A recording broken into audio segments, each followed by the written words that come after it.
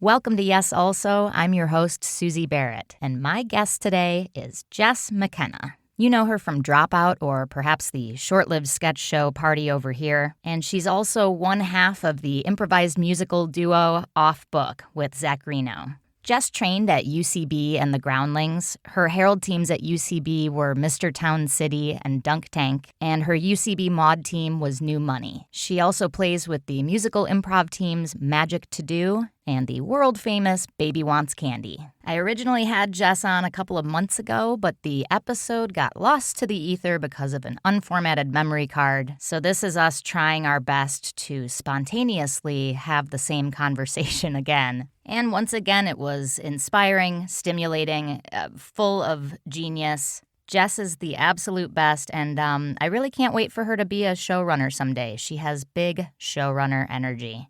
After you listen, remember to head over to our Instagram page at YesAlsoPod. We have some great pictures of Jess up there, but let's get to it.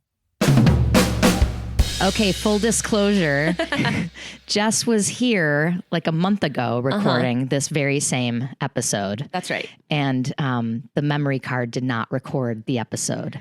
And we don't know yet if this time it's working. We don't. You know, that's kind of the thrill of this moment. It's a thrill. It's it's the danger of podcasting. It's why we do it. It's why we stand on the cliff and we look at the horizon. And I think it's really what Evel Knievel was up to all those years ago was really this.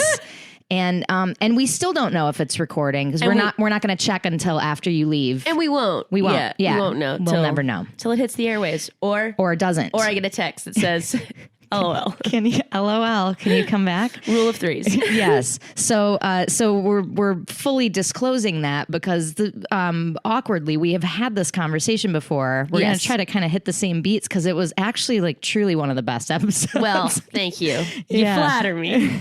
Oh, I wasn't talking. My half was the best. Sorry. I don't know why. Wow. Really jumped on that. Yeah. So sorry. But not that you were bad. It was just like I was speaking about me. You were in the pocket. I was really in the zone. Yeah. But yeah. So we're gonna try to repeat this and not have it be like Groundhog Day date number 2. And as I told you, I love talking about myself and improv. Great. Okay, let's start with origin story. Great. Background in theater, background in liking acting, being a funny kid. What was your kiddom? Yes, so I'm the youngest of 3. I think I'm like a real classic youngest. I'm a real like, hey, what about over here? Mustard on the dinner table? Now I've seen everything. Like, I think really trying to pull as much focus as I possibly could at all times. So always just like a real ham. Was that appreciated by your family? Were they a good audience or were they like, please shut up? Mostly, like my mom tells this story. She's like, yeah, we used to have to pay her to be quiet. That happened one time. And she tells it like, we did it all the time. One time we were driving to a soccer tournament for my brother and I got paid $5 if I could be quiet for an hour. What were you chattering about? Just anything, just it was just like, we actually don't need you to fill every silence, and I was like, all right. Your loss. I'll pick up this $5, sure. Right, and I'll write some type material silently that I can unload on you on the way home. Exactly. Yeah.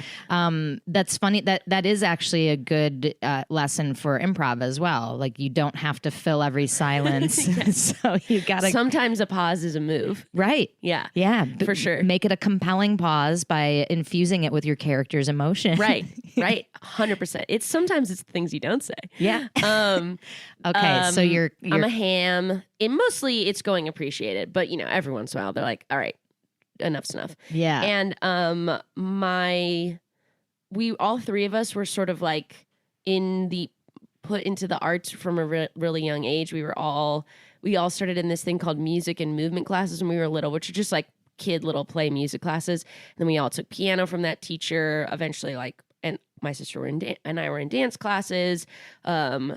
And then my sister and I both were in voice lessons. So we were and my brother is a percussionist. We're a very like arts focused house. And so I think that was also why I was like, okay, it's not enough just to be the artsy kid. I have to also be the funny. Like I have to pick a lane, even within the lane that we've all already picked. Right. I've got to carve a more specific lane. Was your sister not leaning comedy? She was more musical? More. She was like, I think we both sang and acted through, middle school, that was like the big thing that we did was choir and theater. And I would say like, we switched which one was like more of our focus. Like I was more a theater kid who also loved choir, and she was more a choir kid who also loved theater. I probably told this story when we spoke, but we saw the movie The Little Rascals, and at the end of that movie there were bloopers, and there was a blooper of the little girl playing Darla where they had to keep telling her to stop looking at the camera. They're like, don't look at the camera, sweetheart, don't look at the camera. And when we got out of the movie, I was like, Mom, they only would have had to tell me once. Like, I can't believe that kid couldn't take direction. And that was sort of the moment I understood that you could do it, you could be an actor. And so I asked my mom, like, can I do that? And I grew up in Orange County. I was like within the realm of people did sometimes go up to LA to try to be child actors. Right. Like I think it's more intense if you're actually in LA, but Orange County's only an hour away. So there were kids sometimes who got like pulled out of school. Yeah, and no shortage of stage moms in Orange County. For sure. Got like pulled up to go audition for a cereal commercial or whatnot. Bragging that they were almost an extra in Mighty Ducks 2. Yes. Yeah. Yes. Very much so. Yeah, there was like a little ribbon of that through like my growing up, but my mom was like, no.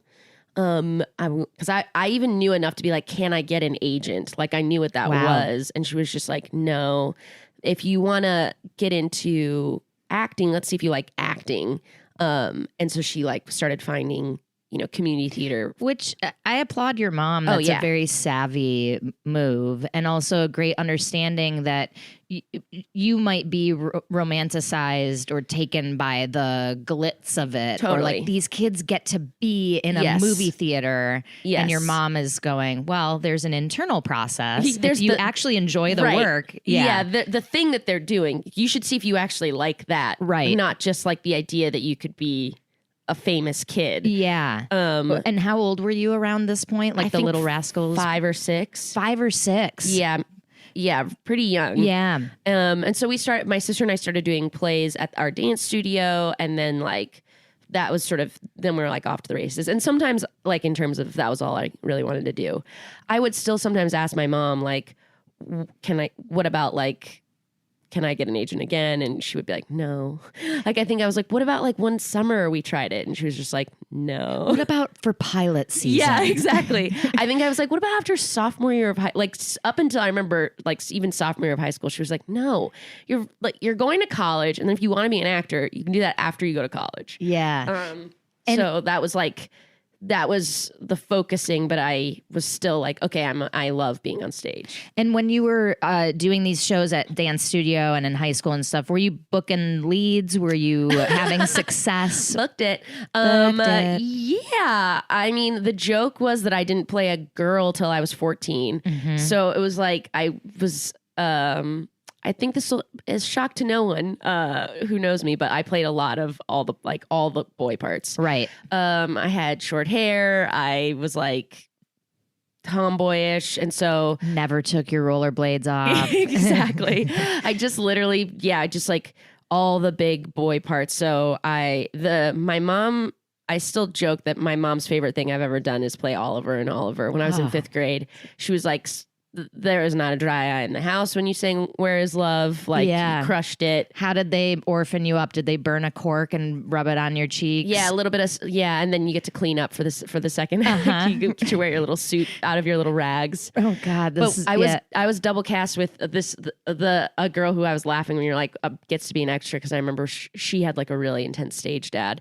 And we were sort of the like kids most into theater and performing, but she did sometimes go up to LA to like audition for things. She and I were double cast as Oliver in 5th grade. And I remember being like, they had to put a wig on Brittany, but I could just use my regular hair. I'm a brave enough actor to cut my actual hair for the role. Yeah. Willing to shave. Yeah, exactly. Yeah. Double cast meaning you alternated nights or something? Yeah. Okay. Yeah. Got it. Wow, that never happened in my school, and it would have been cool if it did. More kids would get to do bigger things. This was a cool thing where it was like there was a musical put on at the middle school every year, and the 5th and my middle school was just 7 and 8, and the feeder middle school 5th and 6th graders were allowed to go audition. So they didn't. I think they eventually ended up double casting everything so that more kids could have parts. But at the time, it was also like, well, let's make sure we double cast the 5th grade. This 5th grade lead is the youngest kid. Like, that might be a lot. You know? Name some of your other roles, your other the bangers. next year I was the Scarecrow. And then that was great. And then 7th grade, I was Liesel in Sound of Music. So that might have been one or maybe the second time I was a girl. Yep. You had to grow your hair out in a hurry. Yeah, exactly. Because of that wig comment. Didn't want to eat crow on that. I'd already grown out my bangs, which, as everyone knows, is an arduous task. Months and months of just clipping them to the side. And then in 8th grade, I was Peter Pan. Oh God, great role for you. Yeah, loved it. Yeah. And then that might have been, once we're in high school, I think I play women. Yeah, okay, got it. But that's probably why I improvise as young boys all the time. I'm just getting back to my roots. Yeah, you still play boys all the time. Constantly. And you do have like, and I mean this as a compliment, I hope you hear it as one, like you have that Nancy Cartwright voice, like where it's like, you can go a little nasal and suddenly you're a 9-year-old dude. Absolutely. Yeah. Yeah. I think I get to, I'm lucky enough to have a little bit of voice acting work, and in my head I'm like, oh yeah, it's a bunch of scrappy little boys, but I actually do also voice scrappy little girls. Yeah, but they all need to have like a toughness to them. They like steal your bike. Yeah, I hear it. Yeah, I hear that. The little bit of vocal fry on the end it connotes bike stealer. Yeah. I think one of the cool things about improv that's so unique is we get to play a million roles a show, and we can be anything. Right. Like you can be old, young, an animal, a man, a woman, a whatever, you know. Totally. Yeah, and it's interesting to start clocking what you do play the most. Like, would you say young boy is your most frequent choice when you're like getting in there with a tag or something? Probably not a tag. Right. If I was to be really answer that very literally, it's probably more like I'm initiating as a young boy. Right. You know, because I love playing like verbose children. So if I'm like coming out to lay out a premise, I'm probably coming out as like, hey, listen, I know we said that the school can't have water slides, but I actually think that the demographics need one. Refer to my proposal, page exactly. 1A. Yeah. That's actually a great tactic for laying out exposition, is choose a character type that would be verbose as part of their character game. For sure. Yeah. Yeah. I'm not sure I'm doing that consciously, but I think like, you know, I think premise initiations can be clunky, and but I really can find them fun too, to get like, great, let's get it, and then let's go. Yeah, I like that too. Like, how do we lay the world? Yes. I tend to play like not necessarily boss characters, but someone in that position, like, or like someone leading a team retreat, right. or like laying out the needs, and it's like you so very quickly get to be like, so as we discussed in your performance review, right. Or like, I have authority. I might not actually have status once we understand what the game is, but I have some sort of authority where I'm supposed to be able to like speak like this. Right. Yeah, I think it's helpful. And then to make the character, I think just giving yourself variety. But I wonder what I play most, like what would be second most. Probably just like eager assistant. Do you throw a genre top spin on that? Like Cincinnati, 501. Sure. Like, love that. Yeah. Love. That's another thing to add to premise initiations. You can always like, they are not necessarily always have to be tied to just like a modern time and place. Yeah. Yeah. I just had an initiation where I had to do the sort of like clunky state the year, but I was just doing a Ben Schwartz show at Largo, and there was a premise I was pulling. I wanted to play with the idea. We had something in the talking to the audience member for source material about how like all dads love maps, love physical maps. And so I wanted to be like old school dads in a waiting room for like while their kids are getting born, you know, like how we used to do, how the dads would like sit out and wait. Yeah. And like pacing around, ready to light the cigar, and then being worried that actually I'm going to be a terrible father because I don't have any maps. Oh, this is great. But I love it. Someone came out like pretty quickly to sort of call out that like maybe I should be with my wife, you know, like, and I was like, not in the year 1958, whatever. Because I was like, so that's one of those moments where it's like fight or flight. Do you acquiesce to the truth of that? Right. Or in those little micro moments at the top where we just want to play. So is that a denial for me to be like, no, it's 1958? Or is it just me helping them understand what my move is that I'm currently making? So what did you do? I said it's 1958 because I was like, this is fun. Yeah. I think it's more fun for us to now play like, cigar waving, like, oh, if your son doesn't have a map, he's not going to know his head from his ass. I think that's going to be more fun to play than now I'm leaving to go to my wife, which is not where I want to play the scene. I want to play the scene with the other dads. Right. Like, otherwise I would have, I mean, obviously, shoulda, coulda, woulda. Now the truth is truth. But I was like, I think there's that thing where you don't want to hold your idea and just be like, it's my idea. But I think if you are in those tiny seconds at the top where you're like, actually, I think will be more fun for us all for me to just lay out the rest of this idea. Right. And then let's play in it, you know, like. And it can be a gift to the, like, it's not necessarily a denial. Like, you should go be with your wife. I can't, you know, maybe in 10 years when it's 1970 or something, like, is helpful for the tension of that game. Right. Because, you're right. If you just leave to go be with your wife, but it's also helpful to have the feeling of like, oh, your wife is missing you. And it's like, well, too bad. Totally. Tough turkey. I've got to find some maps. Absolutely. Absolutely. And then, yes. And then we had like a different walk on where a doctor was like, labeled a woman, and then we were like, wow, are you the first female doctor? Yes, I read about you in the papers. Like, it did, I think, you know, if you're looking for a whole show to have like holistic variety, you might as well, I think, like, stick to your guns for a second, you know, as long as it's not like a screech to a halt. No, let me get out my idea, but just like yes, also it's this year. Because I'm doing it with my posturing, but I guess I could be playing like a bizarro version, you know, like I'm trying to do the thing. I'm trying to lay out the more subtle details. I've had moments of what I would call mini resentments towards the top of scenes where I feel like I so very clearly am playing a man or, you know, and then it's like, ma'am, or, you know, which it's like not the end of the world, but if it is important for the game that I was angling for, which might be like sexism or chauvinism or, you know, and it's like, well, no, I can't do it, which is, of course, it's improv and it's fine. But I think that like you can get in your head about the letter of the letter of the law of yes and, or the spirit of it, which is just like, we all trust each other. These are people I'm like trust playing with.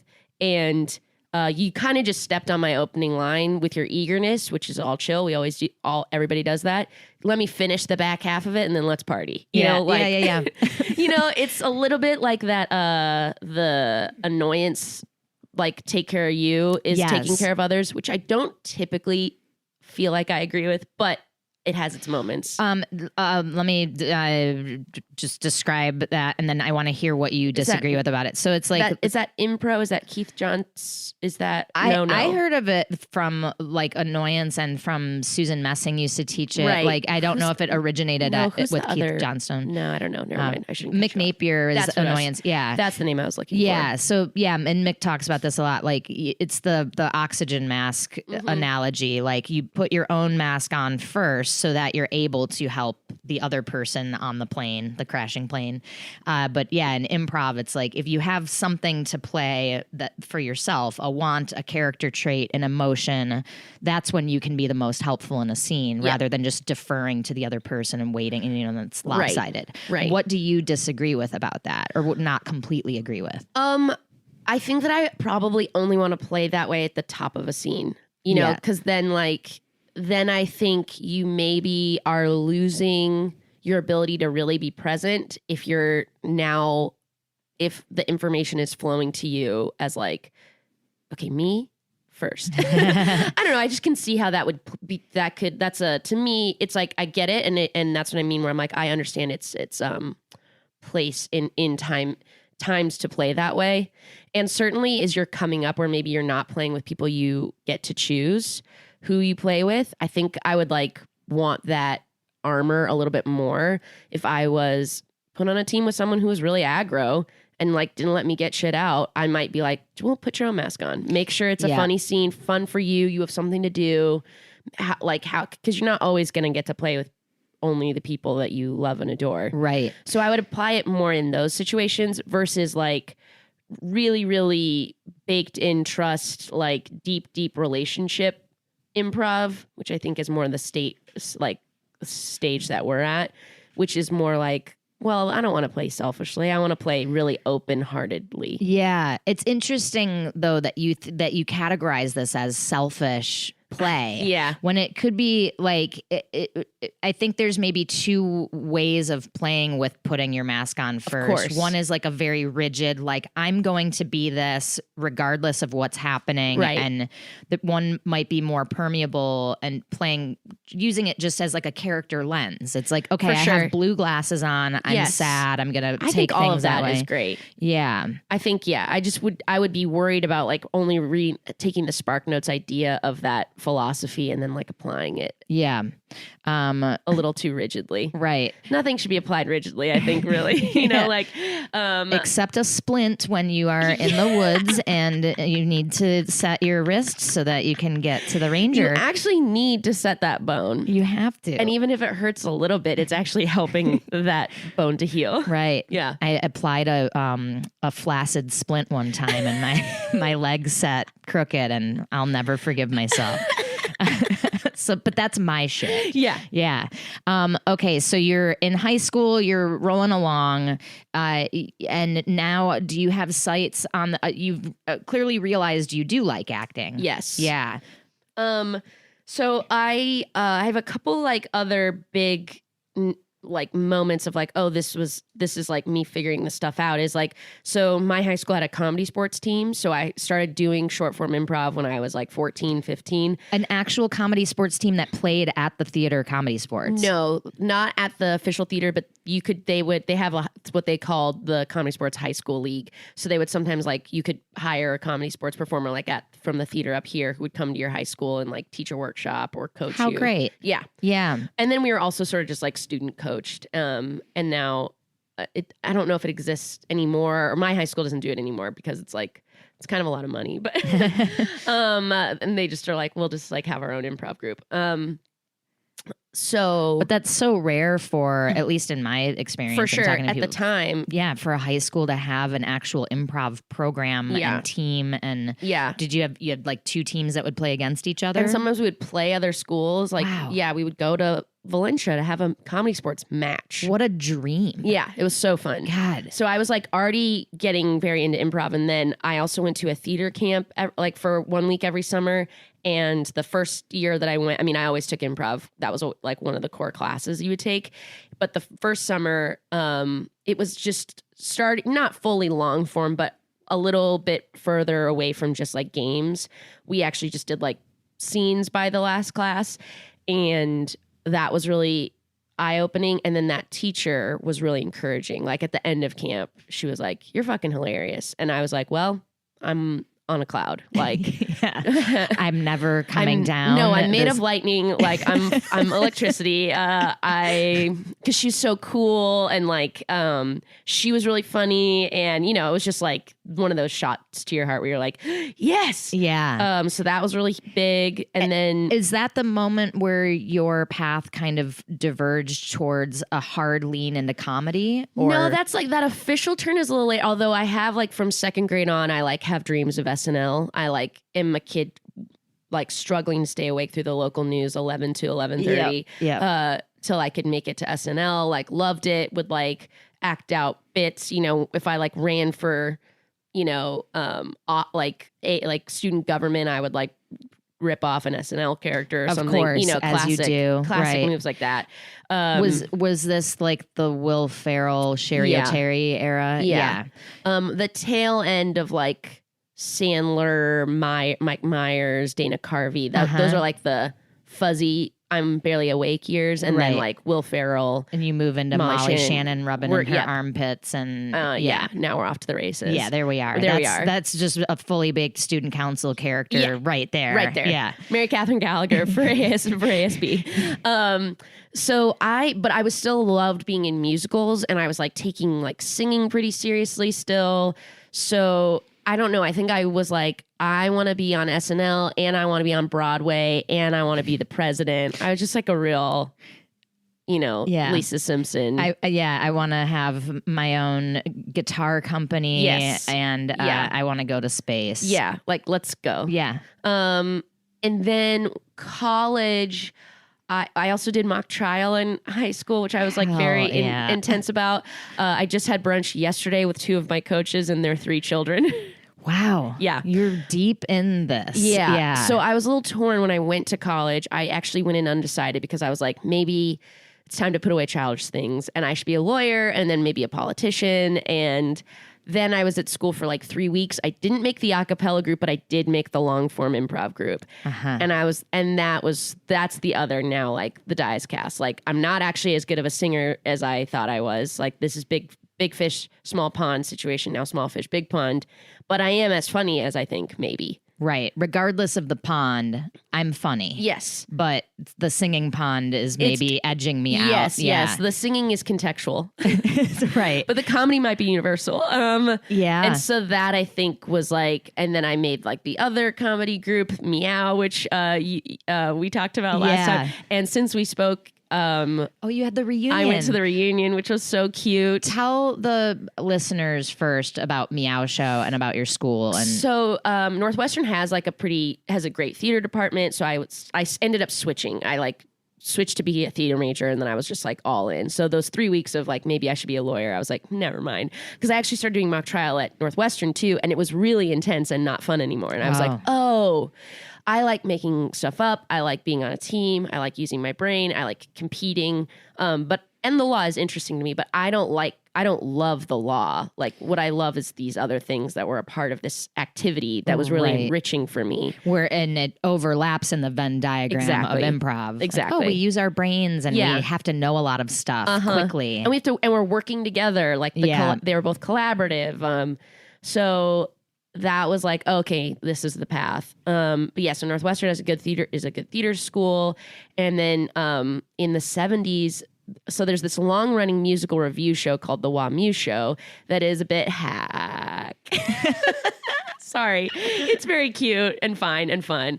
But like older people from Evanston are like, oh, let's go see the MEOW Show. It's like sweet and tame and like it's very toothless comedy. And then so in the 70s, they like out of a need for more ways for student work to get performed and like a diss on the MEOW Show, some people started the MEOW Show because the mascot is a wildcat.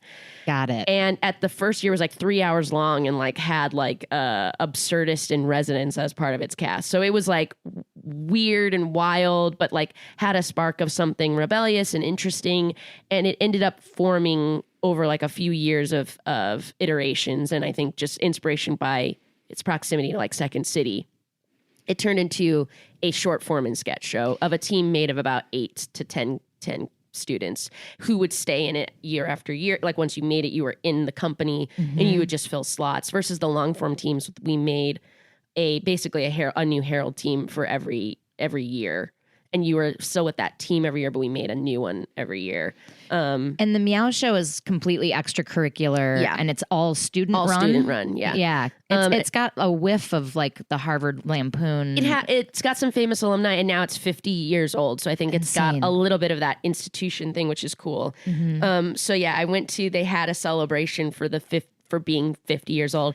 And it was very funny. There was this universal experience of and even meeting people from MEOW from the 80s, the 90s, the 70s, or there was this universal thing of people feeling very siloed about wanting to go and being like, I'm afraid to ask my friends, like, is this dorky? Like, is anybody going to be there? Is it going to be weird? Oh, wow. Is it going to be awkward? And then it was like so sweet and wonderful and like heart-filling, and it was like but it's fascinating. A lot of people had like social angst about going.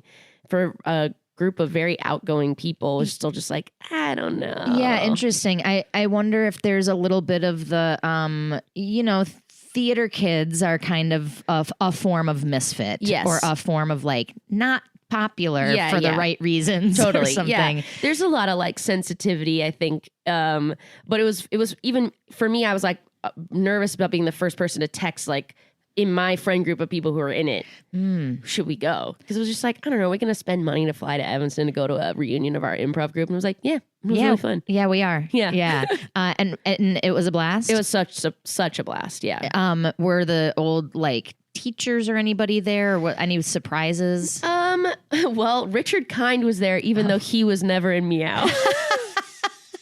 So that was a pretty big surprise. Oh my God. How did he tag along? He went to Northwestern, and he was at Northwestern when MEOW was formed, and he was just like good buddies with some of the like people who started it, who they got, to come. And I think he just like wanted to tag along. But I showed up to like the bar late on like the kickoff night, and I was like walking up with Jen D'Angelo, who's also was in the group, and her husband, and we started talking to some people on the street from who were in the 90s, just like, oh, meet, cute, like, oh, we're here from MEOW, yeah. And suddenly Richard Kind busts out of the door holding a slice of pizza and just goes, well, folks, I'm going to bed. And we were like, okay, great. And then he was just, there was like a series of panels of people like talking about, how different areas were, writers, actors, doing improv, forming a character, with some like Anna Gasteyer was there, Dermot Mulroney, a lot of like successful writers, Kristen Schaal, Liz Kukowski. It was great. Yeah. But, I was in and out of some of the panels. Some of us like went and got lunch. We walked around the lake. I like watched them in fits and starts. Richard Kind watched every single panel. And at the end, we took a giant group photo on the stage of like, and people who were there who maybe were producers of MEOW. Like they were, you didn't have to just be a cast member. So like anyone who was a producer, a stage manager in MEOW, a cast member, come to the stage. We're going to take a giant photo. And there's just Richard Kind in the audience, just like applauding. Like, God, I love him. It was so funny. Every story I hear about him, he is the sweetest. It was very goofiest sweet, man. But it was also just like, what are you doing? What are you doing here? I mean, you're welcome, right? Yeah. Yeah. I mean, yeah. Also, like, I feel like he's playing his character in life the way that my experience butts up against him. It's like he is that guy who just pops up in shows and you're like, oh, him again. Mm-hmm. Like, took me years to learn his name because I was just like, that guy. Yeah. And yeah, it's so funny that you're having the actual experience. He's literally like, oh, that guy's here. Yeah, he made a cameo. Yeah. He's pizza guy. Yeah. Yeah. Absolutely. God, that's so funny. Just applauding by himself for a photo being taken. Yeah. Okay, so you now it's 2 weeks into college. Yeah. And despite your very Tracy Flick internal persona who wants to do everything and will, make a difference in the world. Yeah. You have now decided like, no, lawyers are not fun. Yeah. This is fun. Yes. Yeah. Yeah. And do you get into MEOW show right away? No, I don't get into MEOW till my junior year. Okay. Are you auditioning for it each time? I auditioned as a freshman. It's really... This will get in the weeds and it'll sound, Let's do it. I think only like 2 freshmen have ever made it. It's like, so it's not, if you make a callback as a freshman, that's supposed to be the like wink, good job. You know? And then there's some weird politics about the long form versus MEOW, the long form group, the Titanic players versus MEOW. So Titanic is like the long form group, and it's sort of, there's a guy who started at MEOW who still sort of runs it, but there also are like student coaches. And so I fell in love with long form once I was learning it as a member of the Titanic players my freshman year and starting to watch shows at IO, like go see TJ and Dave. And then I was like, well, this is like, I've been seeing I've been doing improv in black and white. This is like improv in color. This is like so mind blowing. So I fell in love with it. So then I was like, I want to be one of the coaches because that was just like being more involved. So then my friend Connor and I get chosen from our group of 8 to be the coaches of the assistant coaches. And then we would coach a team our junior year. We would coach the freshmen. But you train, I'm putting this in quotes, in your sophomore year, you're the assistant coach. So you watch a team get coached and you maybe help out sometimes or like, run the warm-ups or you fill in if the juniors can't come. And this is coaching short form. This is coaching long form. Coaching long form. So you're coaching for the Titanic players. Yes. Gotcha. Yes. Okay. So I make it as a freshman. I'm coached by 2 juniors, but there's 2 sophomores there as like our assistant coaches. Yeah. And then those 2 sophomores, when I'm a sophomore and they're now juniors, they coach the freshmen. So you're just like passing it down. And we were told, Connor and I, our sophomore year, we couldn't audition for MEOW if we were going to be assistant coaches. And so I didn't audition. And then I was like, this is ridiculous. It is no more commitment than being in the play. And everybody's in 1,000 things. And so I auditioned my junior year and made it. So yeah. So fuck you. No, it's fine. It's just like that weird shit that is... You can't escape it, I suppose, like that. And it feels so all consuming. You're like, I can't believe I'm having like serious meetings about the dueling improv groups. Right. So bizarre. I mean, it's so funny to look back on now, but like when you were in it, it was probably, it's like the biggest drama, the biggest. Of course. Like my coach took us to lunch to break the news that we couldn't audition for MEOW. We're like, oh my God. And then made you pay for the lunch. Yeah. It really strikes me that, I mean, your high school had this robust comedy sports thing going on that feels maybe married to the fact that you were in Orange County and it's LA adjacent and it's kind of a showbiz world. The intensity of the improv things happening at Northwestern, is that a function of that it's a Chicago school and Chicago is an improv mecca? Yeah. I think so. Okay. I think it's like people starting to go in and watch. And now I think, like, God bless, I think there's like 4 or 5 groups on campus, which is great. I think MEOW still has this like slight rock and roll energy because it's a little bit harder to make because you're filling spots. And they just put on 2 big shows in the winter quarter, like big sketch improv reviews, versus Titanic does like weekly shows or monthly shows. It's a little bit like, they're different. They really are different things. But there's more groups now. And there have been groups that have like lived and died in those 50 years. It hasn't just been like only MEOW and then Titanic in the 90s. But yeah, I think it's Chicago. I think it's like that you could go in and watch shows. You could take the train and watch shows, and then you would want to take it back to your school. So the combo, although it was like hilarious, and I don't know if they have it still to this day, but there was no like improv class in the acting school, which I think is like pretty cuckoo. Yeah. We had an improv class in my theater program, but it wasn't improv like what we studied in Chicago or here. It's I mean, we used improvisation a lot, and we did like theater games and stuff like that a lot in different types of classes. But I'm like, there should be an improv class. Yeah, it's kind of an important thing. Yeah. If we're doing like 4 semesters of sound and movement, truly, like give me one improv class. Yes. Yeah, interesting. Especially since you guys were then doing output. You so much. Actually, well, that is very indicative of Northwestern. My like quippy line is like, the best thing about Northwestern is that it attracts a Northwestern student. There's like not as much that I got from the actual like school. Like I had a handful of good classes and teachers that I liked, but it was the theater department puts on like 10 productions a year to service 400 theater students, and the students put on like 300 productions a year. So it's like crazy. You would be in a play doing publicity for your friend's show, assistant set designer for your other friend's show. The student theater schedule for like what your weekends of shows would be is you'd only do one weekend, and you do a Thursday at 8, a Friday at 8 and 11, a Saturday 8 and 11. So like you'd be like, I'm going to see my one friend's show Friday at 8, and then I'm going to try to run over to Shanley to catch the 11 of that show. And then I hear anybody can go to the cast party at like 1. Like Richard Kind is there. Richard Kind's like, well, folks, the pizza's gone and so am I.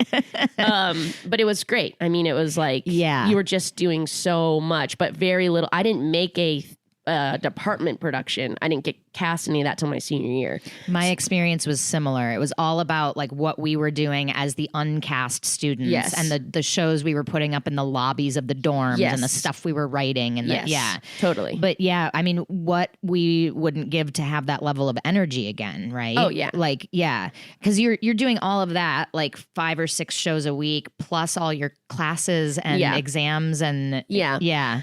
But I was only a theater major. I didn't double major or have a minor. So after sophomore year, with like the core classes out of the way, school was very easy. Street. Yeah.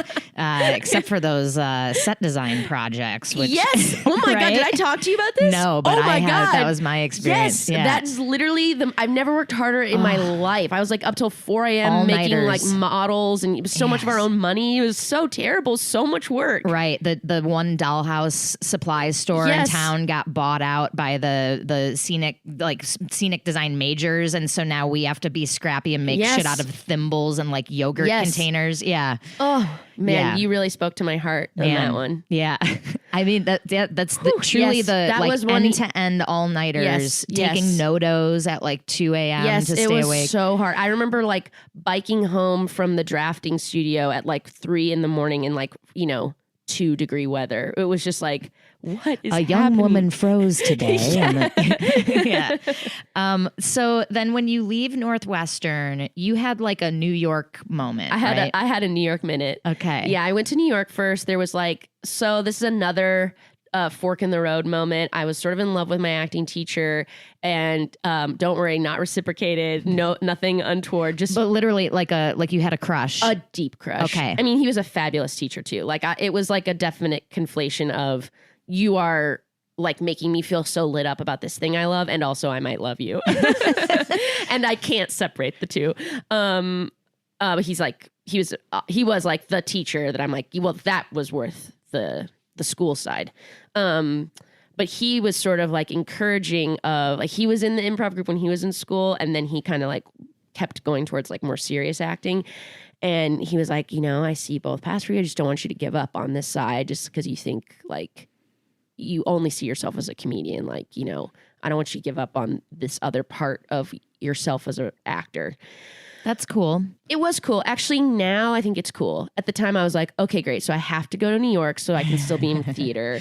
And so I moved to New York with most of my friends, which I think like that first year out so hard and chaotic, and like your world is turned upside down, that just having like the insulation of friends, I think, was the most important thing for that year anyway.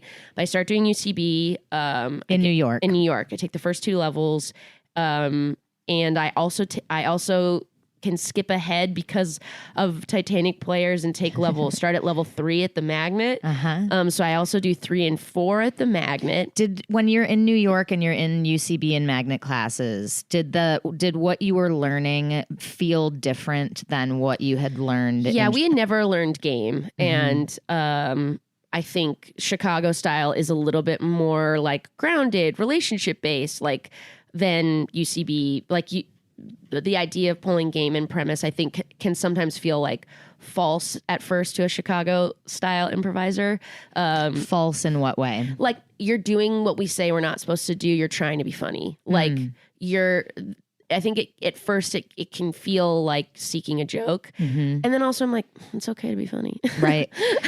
Like there's a difference between going for a stupid joke and finding something that is comedic and exploring it to its hilarious and fun conclusion. Right. Like I'm all for discovering yourself in a sweet, real moment in an improv scene, and that can feel also amazing and electric. But those have to be really earned. And like ultimately, I would rather I feel like my job is to make people laugh. Yes. And both things can be true at the same time. And they should be, really. Right. Yeah. You can still play a believable character and get laughs in the scene that you didn't expect to get just because you had an honest reaction, while also exploring one fun idea and heightening it to its completion. And also just gifting that clarity to your team. Yes. Hey, instead of having an amorphous like 2 minutes at the top of the scene where we like move around and try to find like anything that's interesting. And try to make sense of why I have a fishing pole and you're washing a car. Right. Yeah. And how all things can be true because we're actually just in a void, and now I'm going to like do direct address. Like that kind of stuff, all of this like comes out in the wash as you find what you like doing most. Like there are improvisers who I think they don't gel with playing a more rigid, like we're going to find a game and explore it. And that's fine. But I think in all things, you are not only getting better at this skill set, which anyone can learn, but not everybody can be wonderful at. There's two things happening, right? You're learning this skill set, but you also are discovering your own comedic voice or your own voice as a person, performer, artist. And I think for me, it's like, yeah, let's mix all those things in the soup. Let's do a few years of like throwing spaghetti at the wall and like getting put on, being in practice groups, going through classes, and then eventually making teams, but teams that I don't choose. So I'm playing with players that are easy, hard, medium, good days, bad days. And that all is like chipping away at the marble to like have you figure out what you like doing. And I like being a funny improviser. Yeah. Like I want to be clear for my teammates and the audience. I want to get us on the same page so we can party. I want to have like fun, fast, silly shows. I also love slow, grounded shows. I think people should encourage themselves and their teammates to find variety within shows and also within just what your team does. Like you're a run, like let's do something different. Let's like slow it down. We've been playing so fast. Let's play fast. We've been playing so slow. Yes. Like that's really speaks to my heart. Like I love thinking of shows like when we're improvisers, we are a writer and a writer and an actor at the same time. Yes. And an audience member, frankly, while we're in the scene. Right. But I love encouraging students to add a director on their shoulder that has an eye on like, okay, that was a big, loud, boisterous scene with everybody on stage. Let's have the next one be two people whispering with their legs hanging off the front of the stage. Yep. Or like, let's now have someone run to the back of the room and start the scene as like a lecturer walking down the aisle or whatever, Why not? Yeah, why not? And when you can start painting with those different colors and adding different layers of texture to a show, the piece feels as a whole, I think, more satisfying for an audience and for the players. It's like, oh, cool. We get to do all different stuff, not just two people talking in chairs. Right. Yeah. I think back when I was like on Herald Night and maybe like also running over to do like 9 Clubhouse shows, like that there's like a chunk of years where I'm doing like so many shows, and I'm also seeing my friends. I'm seeing more shows. Like I think you can, and even like coaching groups or something, you see people get that like improv burnout. And I know sometimes people give the advice like, hey, don't do improv for a week or like go to a museum. Yeah. Like fill up your tank again about like what else you can bring to the full person that is you on stage. Because your scenes have to be about something that exists in the world. Exactly. Yeah. And I think the other thing is like, make sure that you're playing with variety. Like everybody, and I don't remember if we talked, but not recently. Last year, Zacharino and I sunsetted our weekly release of our podcast Off Book, where we improvised a musical. We still tour it, and we still like it still exists as a show to us, which is just like when Zach and Jess improvise a musical, it's called Off Book. But one thing that I've been saying and expressing for a little bit of time was like, oh, I can feel myself making the same moves. And it's fine that the shows still end up, there's a pretty good floor now. The shows aren't going to be bad. But I'm not getting the same like joy out of the challenge of doing this. Right. Because we're doing it too much. And if anything, it can start to creep into like, am I cheating? Like, have Absolutely. I done this pineapple song before Literally, or whatever? Yeah. What did you say that Zach said? Like, I can't do another patter song about bread. Yeah. And because like truly, I think he'd had been like sort of shoved into doing like 3 or 4. And it's just like, well, yeah, like what are we doing? And it's so different live audience, live energy. It's just different. Like, and just spacing them out. We're not doing them weekly, where we might also be doing a Magic to Do show and Baby Wants Candy. Like there were some weeks where I improvised 4 musicals. Wow. And as good as that was for like the boot camp of getting really, really good at song structure or learning more tropes of songs, like that same idea of filling up my brain because it has to sound like something. Different melodies, I'm getting better at harmonies, like all these other skills, which is great. But I'm starting to now not feel like I'm making good improv moves. Yeah. You're a gym rat who's only in the gym lifting weights and like time to like add some variety. Yeah. I'm conscious of the time because we have so much left to cover. And I'm like, let's go, move. So you're in New York, but we've got to bring you to LA, and Yes. dying to have you talk about like the origins of your musical improv world, because you're like one of the peak musical improvisers, truly. Like, Thank you. Of this generation of improv. Like, it's like you and Zach are hugely influential, and also you play on all these other musical teams. I want to hear about the origins of all of that stuff. So I decided to move to LA. It's a story about me daydreaming about being cast in a McDonough play. So I moved to LA. That true story ends up being the first date I go on with my husband. So it is it's very magical. What a meet cute. I know. Can you believe? So now I'm in LA and I'm finishing out UCB. I feel great about moving to LA. I'm also doing Story Pirates. So I'm like, I'm getting in the mix. And Story Pirates is where you act out the stories written by kids. Yes. Yeah. So I'm meeting more peers. I'm like deepening that community, which is all really great. And one of the first things is I get added to an existing practice group that was made out of a Julie Brister 401, I believe, called Murder Cliff. And that team started, and Zach Reno was on that team. So that's how we meet.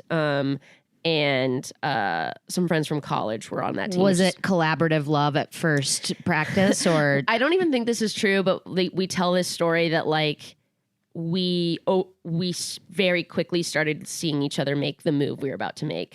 So like I'm sure not literal but example, but spiritually correct example is like, but I was just about to step out as the baby dragon. Yeah.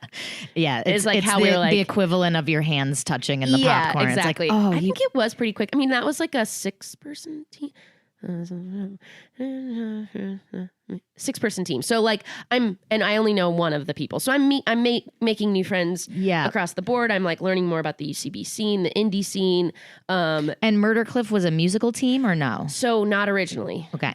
And then the more we start clicking, we start playing around with like, well, should we have a form? We don't want to just be another group doing a montage. Like what else should we do? And we used to always freestyle rap to warm up. And it just sort of started making its way into like, this is something we're good at. This is fun. So we did a form where we would get a suggestion. We would freestyle rap about it in like a semicircle little cipher and then do scenes off of that. And then after a run of scenes, go back and maybe pull something else. And when you're rapping in that semicircle, is it narrative? Is it just rhymes, setups and rhymes? And now you're doing scenes about a dragon in a wagon? It's basically that. I mean, every once in a while we might discover a unifying idea in a chorus, but it's mostly just like people taking turns doing a few bars on an idea. Yeah. So really like just a good opener, really. Like yeah, it's just it generating ideas. And it's sort of like if the suggestion is cheese, each of you does a different rap, a different spin on cheese. Yes. And now that's our opening. Yes. Yeah. I mean, there should be Herald teams doing that. Right. It was fun. So, and then the same way that you would then have like where your group game would go, we would do another cipher, pulling an idea from all the way back or probably some detail from a scene. Mm-hmm. And then that team kind of had like a fun indie run. We like, won cage match. We just like had some electricity. And then Zach had already made Herald. And then I think I made Mod. So now we could perform at like variety shows. So I think there was a Christmas show coming up and I was like, do you want to do something together? The two of you. Yes, because we're the only two now from Murder Cliff who are official UCB performers who could like submit for variety shows or whatever. Gotcha. So we do a sketch into song or 2 Christmas Angels and it goes really well. We have a lot of fun doing it. We end up filming it and putting it up on Funny or Die and then like a friend puts it on the front page and it's like just fun.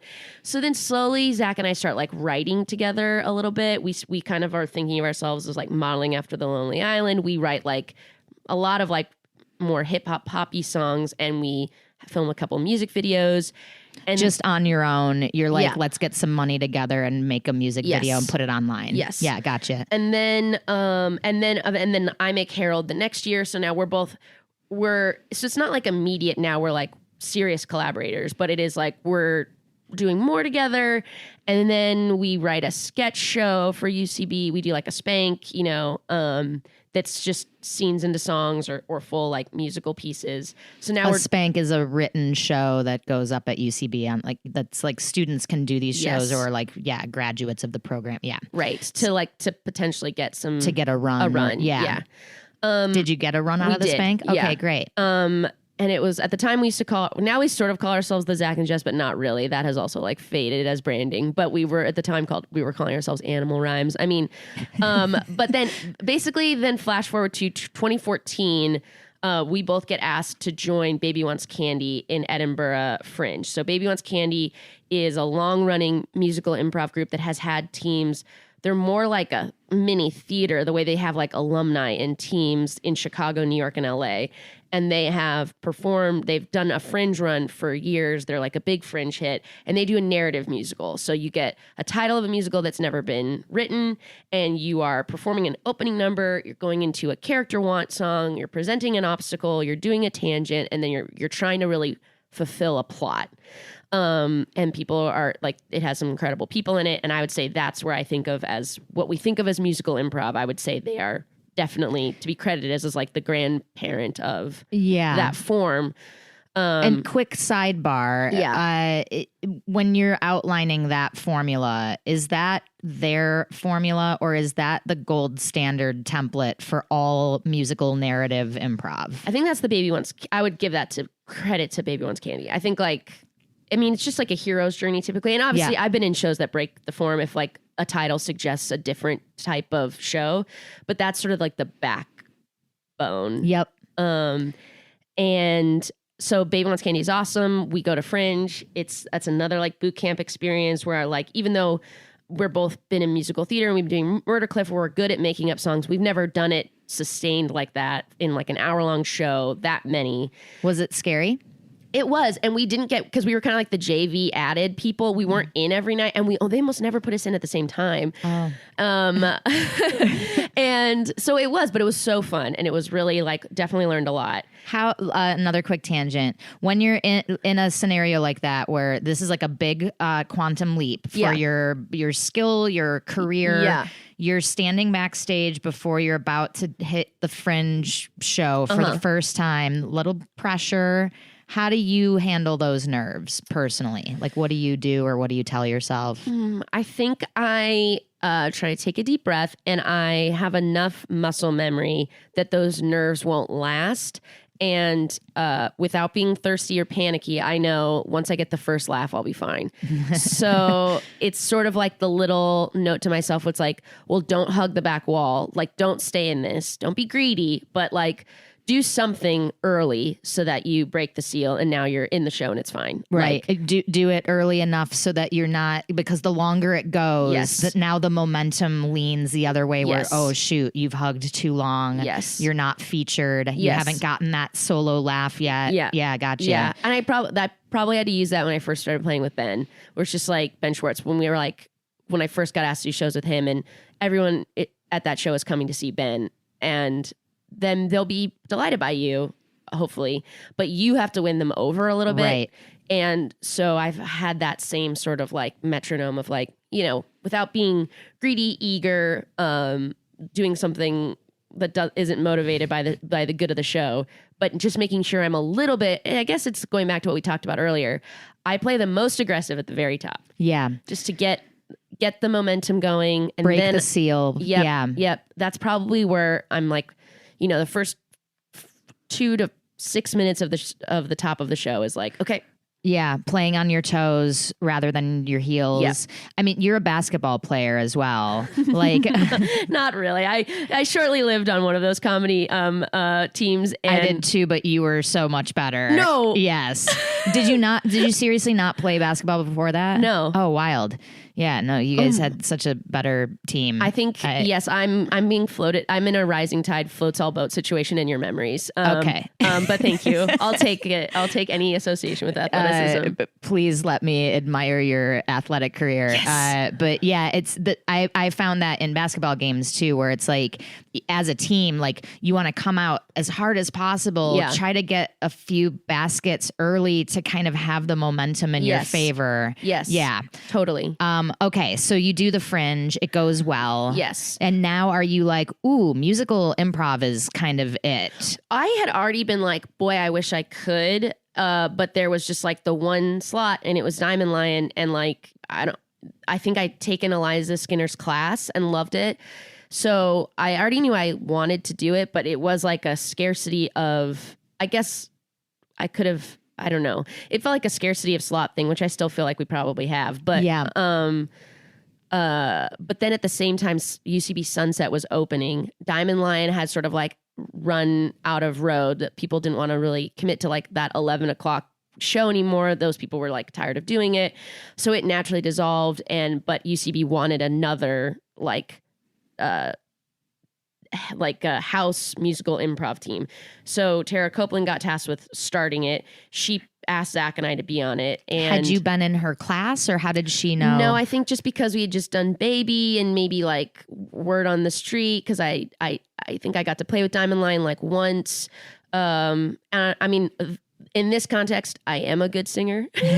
You're a great singer. Yeah. Thank you. I just mean like that pond. It's also like, yes, I'm going to be higher on the list of like, she's also a good singer. Right. You know, like I'm no longer competing with people who actually like can be on Broadway. I'm competing with comedians. So I'm a very good singer. You're like, oh, I can be the Kristen Chenoweth of UCB. Absolutely. Easy. Done. Easy. Yeah. That's probably Ashley Ward. Have you ever heard her sing? Golly. I haven't. Oh my God. Pipes. Great. But yes, I can be in the mix in a different way. Yeah. So I think that's probably it. So then Baby Wants Candy also gets more slots. So this is where I enter an era of like doing Magic to Do, which was also figuring out what its form was going to be. And we started leaning into more like game-based UCB style musical improv, like really trying to merge those ideas together. So that was really took a little bit of finding, but then was really satisfying. So now I'm playing with them that way. And now I'm playing narrative with Baby Wants Candy. And then I start doing podcasts at Earwolf. I get the opportunity to pilot a podcast, and I'm like, well, I think it should be an improvised musical. I think that would play really well as a podcast. That's different than anything else you have. And I think it should be with like my now writing partner. Like Zach and I have now been writing together for like 3 years.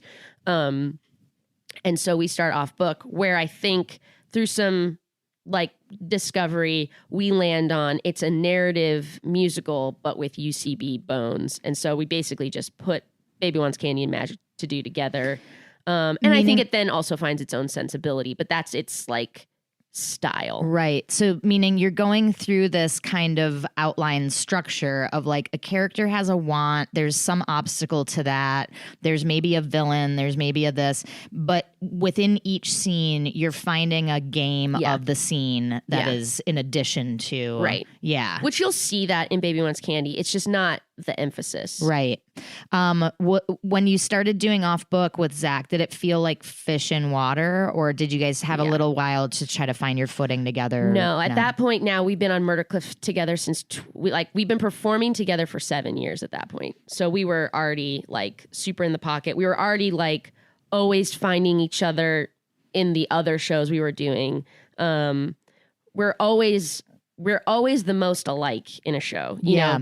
And it's great on a fuller team to not all be alike, obviously. But if you're going to be like a duo, and we talk a lot about how we have like a Venn diagram that has a massive overlap, but we do pull each other in some slight different directions, which is good. But, you know, I don't think it would be a good partnership if we were exactly the same. Yeah. Although we are we have so many deep similarities that it does sometimes feel like we are cut from just such similar cloth, like doing musicals growing up, finding improv at the same time, deciding to be more serious about improv in college versus musical theater. Like that's both of our stories. We both have, we both quietly to each other say we're the greatest of all time. The fact that we don't have millions of dollars yet is crazy. We have like this shared blind confidence and some would say delusion about like how inevitable our success is, that I think whatever part of that is real or manufactured is incredible armor for making it through this industry and this life. And the fact that we both have that, I'm like, yeah, that's why we're able to work together still, you know, like, I don't know, 8 years, 9 years. Yeah, and it's a wild run to have also like steam that whole time. That it's not like this petering out sad. It's like you guys quit or you paused the recordings and went live just because it wasn't as stimulating for you anymore. Right. Yeah. Also, the two of you seem to share just the same well of reference base and comedic sensibilities. Yes. It's so rare to find someone by accident that, you know, who is the same age as you and in the same realm, and you land on the same page. He literally did the same high school mock trial program I did. Whoa. Yeah, we both could reference 2003's The People versus Madison Casco. Whoa. So I mean, like, yeah, it is wild. It does feel like electric, and it feels like, even though sometimes there's aspects of our career where I'm like, I might want to get into directing, which I had to be like, and I think I need to do that like by myself. And I thought it was going to be a really stressful conversation, and then he was like, yeah, of course. How are you getting into directing? How do you do that? Well, I just like self-funded and directed a short in January. Just because I was like, I had talked about it for so long, I just needed to like put my money where my mouth is. And I really, really loved it. So I mean, but this is like to say, I think Zach and I always keep what we're building at like the center, but we're giving each other also like freedom to be like, hey, maybe that's actually something you're going to write by yourself, or like, oh, great, you got an acting job and now you can't do this thing as much. Like, you know, we need to shift. So we have those check-ins, but I think our lives are tied, like, you know, like, and in real ways. So I think we really nurture that as like the important relationship that it is. Yeah. When you have a creative idea or something that motivates you, like this short, like when that idea hits your brain, is there an immediate sifting of, oh, this feels like something I want to write versus, ooh, this would be perfect to bring to Zach and write together? Yeah, probably. I mean, the short's the only thing I've written without Zach in years. But sometimes we'll have things where if we have multiple things on our plate at one time, there might be one like right now we're developing two different TV ideas, and one of them is more up Zach's street and one of them's more up mine. And why is that? What defines it as more his or more yours? I think genre, like he really wants to like live in the fantasy space, and I'm like, yeah, I like it. What's your pref? I think I'm a little bit more, I'm always taking us a little bit more grounded. And although this idea is not particularly grounded, but it's just like one that's been kicking around in my head for a while. And so he's like, why don't you just write that? And then we'll probably like switch, give each other note, like that it will end up coming out as a Zach and the Jess script. Yeah. But it might start like, there was another fantasy movie that we wrote at DreamWorks that got like taken away from us that was just like, I could love writing individual parts of it, but it was so much more Zach's baby. He just like, he saw it, he knew the world, you know, like when we had to define lore, he like was like, okay, let me work on this, and then wrote like 6 pages of just like, here's how it works. And I was like, okay, great. And I'd be like, okay, and here's why these two's friendship needs this beat, you know? You're adding the emotional layer. Yeah. He's like Tolkien writing an elven language. Yeah. Yeah. And then another time, and then like it could be something, you know, different where I'm like taking, and that's also, we give and take when we write an individual song too. So, or we wrote this movie that we're trying to get made. It's been years and years. We wrote it also with David Wayne, which is also a different experience to now have 3 writers, but it has a mother-daughter relationship at the center. And they're just in the reality of like experience. I wrote a lot of the mother-daughter. Like when it came time to write like an emotional mother-daughter scene, they would sort of like blink into the Zoom and I'd be like, I'll do the first pass. Because it was just like, yeah, work smarter, not harder. One person in this Zoom has a mother-daughter relationship. Right. Like, yeah. We don't need to like hide. Now everything will be made better by us all looking and all working on all of it. But like, we'll get the body on the table. Yeah. The person who is more connected to this. Do the two of you improvise dialogue while you write? We don't really. Yeah. Some people do, some people don't. You go off to your computer. We actually write completely separately. Yeah. We are just like we are a divide and conquer partnership when it comes to the literal putting the words down. Yeah. What do you see for your future? And like in a practical way, but also in a dream big Well, I would way. love for this movie to get made. It's a feature music, a completely original feature musical. And I do sort of feel like if it got made, that would be the dream. I'll buy it right now. Thank you. I have $50. Let's do this. I know, right? I do feel Ryan, like get my green light. but I'd love for us to, I mean, we talk about like, we are excited about the intersection between comedy and music. So, I mean, we'd also, I think, love to create a TV show that we got to be in that had a musical component. Maybe not like hugely musical. It could be like a more lighter touch. So I'd love to like continue writing and making big musical projects with Zach that we get to be in, TV shows, features, probably a Broadway show at some point. Like that would be the dream stuff. And then I think all along starting to get more into directing. So like I love Hacks, and I like Paul and Lucia, and those, like, they're so incredible. I was on a mod team with Paul Downs for a while, and I love that they obviously create that show as a unit, but they like direct. Different episodes are directed by like Lucia or Paul. They're not directed by Paul and Lucia, you know? Yeah. So I would love to do that with Zach too, where like if we got a TV show, I'm directing, and then maybe eventually I like direct a feature. Is the appeal of directing that it's a new frontier, it's a new challenge? Yeah. Yeah, and I think it's just like it's recognizing the other side of my personality, the like I like being in charge. Yeah. Well, I feel drawn to leadership. Like and so I think for someone who started out wondering if they were going to get into politics and law, like yes, this tracks. And I like it because I do feel like I'm good at it, but it does still it comes back to like the fundamental thing I love, which is I love collaborating. Like I love making something as a team. And like I directed a play in college. I did like a little bit of directing and stuff. And so I like having opinions and making things clear for other people. And I like facilitating now that we're making this thing together. Yeah. I see Dear Mary Holland. Oh, dear Mary Holland. One of the absolute dearest. You know, the dearest. Yeah, I would say the dearest. Yeah, no offense. No, I mean, absolutely none taken. Can't take offense to an opinion you share. Right, that's true. We're like, we gotta wrap up. I mean, you can have Mary talk about my journey as an improviser. I would love to do that because we barely covered the tip of the iceberg. You have to come back. Well, I do have to come back because, as we know, we didn't record this. We didn't. Yeah.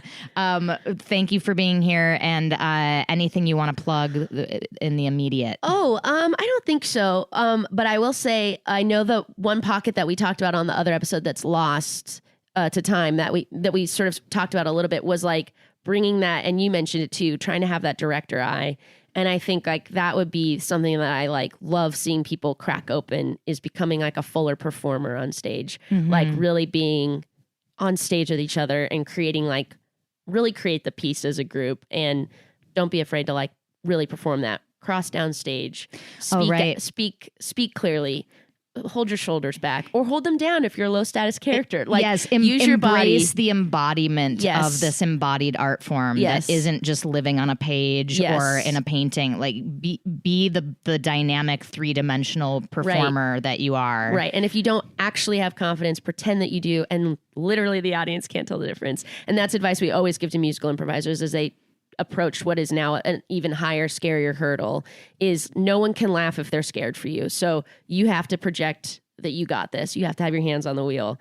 I know this isn't an advice podcast, but it is though. Also, it is all. Yeah, we're not having call-in of but yes, I think I love seeing performers who do that, and I love the feeling of when I know I'm doing that. When you are projecting control and confidence, even if you're not feeling it. When I'm really performing in the show versus just trying to write and stand there. Yeah. And it really is just time and practice that integrates those two. So that, while you're training this writer in your brain to quickly know what a scene needs and say funny things, you're also embodying the world. And the line from the last time we recorded this, you're like, I love the power of a downstage cross. Yes. Yeah. Great. So we got that back in. We did not get to how The Simpsons were such a comedic influence for you. You're wearing wearing a Lisa shirt. It's in my face. You have to come back. Okay. All right. Fine. Ryan, erase this memory card. If you have a question about improv that you would like me to ask a future guest, email it to yesalsopod@gmail.com and I will get it on the show. If you're a fan of the show, follow us on Instagram at yesalsopod.